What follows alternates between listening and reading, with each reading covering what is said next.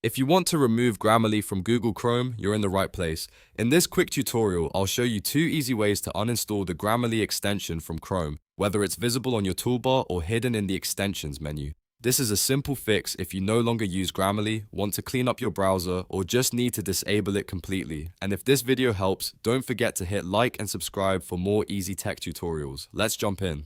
First, let's look at the fastest method. If you can see the Grammarly icon near the top right of your Chrome window, right beside the address bar, that means the extension is active and easy to remove from the toolbar. Find the green Grammarly G icon and right-click it. A small menu will appear. From that menu, click Remove from Chrome.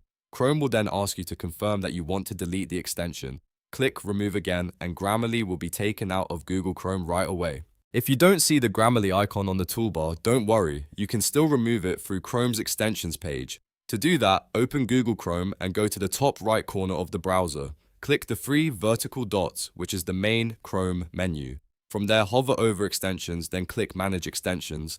This will open the full list of all installed Chrome extensions. Now look through the list until you find Grammarly. It may appear as Grammarly AI Writing Support. Once you locate it, you'll see a Remove button on the extension card. Click Remove and Chrome will prompt you one last time to confirm. Select Remove again to fully uninstall it from your browser. After that, Grammarly will no longer be active in Chrome and the extension will be removed from your browser. If you ever want to use it again later, you can simply reinstall it from the Chrome Web Store. So that's it. You now know how to remove Grammarly from Google Chrome using both the toolbar method and the extensions menu method. If this tutorial helped, please give it a thumbs up, subscribe to the channel, and turn on notifications so you never miss another helpful guide. Thanks for watching, and I'll see you in the next one.